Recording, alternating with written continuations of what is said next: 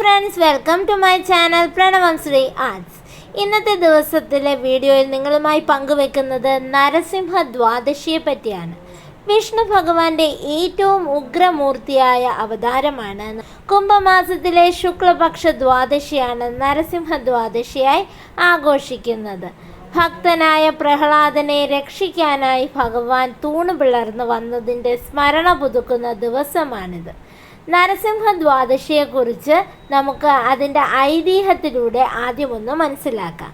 ഹിരണ്യകശിപു എന്ന അസുര രാജാവ് ബ്രഹ്മാവിൽ നിന്ന് വിചിത്രമായ ഒരു വരം നേടി. മനുഷ്യനോ മൃഗമോ തന്നെ കൊല്ലരുത്, പകലോ രാത്രിയോ മരിക്കരുത്, വീടിനകത്തോ പുറത്തോ വെച്ച് മരണം സംഭവിക്കരുത്, ആയുധങ്ങൾ കൊണ്ട് മരിക്കരുത്. ഇങ്ങനെ വിചിത്രമായ ഒരു വരമാണ് ബ്രഹ്മാവിൽ നിന്ന് ഹിരണ്യകശിപു ആവശ്യപ്പെട്ടത്. വരത്തിൻ്റെ ബലത്തിൽ അഹങ്കാരിയായ ഹിരണ്യകശിപു ഭഗവാൻ വിഷ്ണുവിനെ ആരാധിച്ചിരുന്ന സ്വന്തം മകനെ ആയ പ്രഹ്ലാദനെ ക്രൂരമായി പീഡിപ്പിച്ചു. അങ്ങനെ ഒടുവിൽ നിന്റെ വിഷ്ണു ഈ തൂണിലുണ്ടോ എന്ന് ഹിരണ്യകശിപു പ്രഹ്ലാദനോട് ചോദിച്ചു. ഹിരണ്യകശിപു കൊട്ടാരത്തിലെ തൂണിലടിച്ചു. അപ്പോൾ തൂണ് പിളർന്ന പകുതി മനുഷ്യനും പകുതി സിംഹവുമായ നരസിംഹമൂർത്തി അവതരിച്ചു. നരസിംഹമൂർത്തി ഹിരണ്യകശിപുവിനെ മടിയിൽ കിടത്തി അകത്തുമല്ല പുറത്തുമല്ല, സന്ധ്യാസമയത്ത്, പകലുമല്ല രാത്രിയുമല്ല, നഖങ്ങൾ കൊണ്ട് ആയുധങ്ങളൊന്നും ഉപയോഗിക്കാതെ വധിച്ചു. ഈ വിജയത്തിൻ്റെ സ്മരണയാണ് ഈ ദിവസം. ആദ്യമായി നരസിംഹ ഗായത്രി നോക്കാം. ഓം വജ്രനഹായ വിദ്മഹി തീക്ഷ്ണദംഷ്ട്രായ ധീമഹി തന്നോ നരസിംഹ പ്രചോദയാത്. ഗായത്രി ഒരിക്കൽ കൂടി. ഓം വജ്രനഹായ വിദ്മഹി തീക്ഷ്ണദംഷ്ട്രായ ധീമഹി തന്നോ നരസിംഹ പ്രചോദയാത്. ഈ മന്ത്രം 7 തവണ അല്ലെ 9 തവണ ജപിക്കുന്നത് ഉത്തമമാണ്.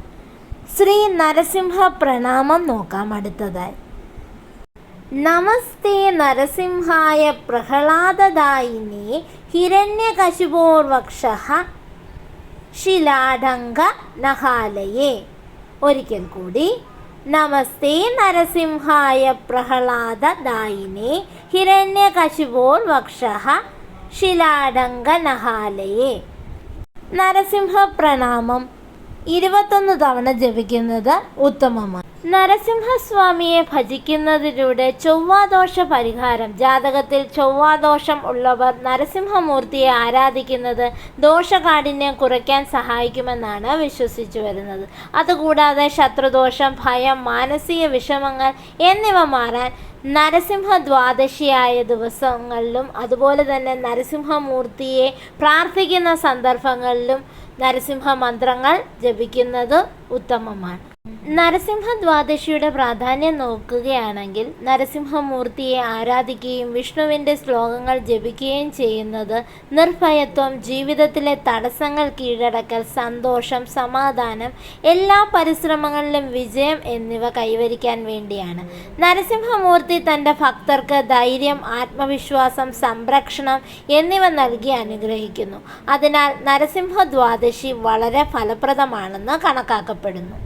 നരസിംഹമൂർത്തിയെ ആരാധിക്കുന്നത് ഭാഗ്യം, സമൃദ്ധി എന്നിവ കൊണ്ടുവരുമെന്നും ദുഷ്ടശക്തികളിൽ നിന്ന് ഭക്തരെ സംരക്ഷിക്കുമെന്നും വിശ്വസിക്കപ്പെടുന്നു.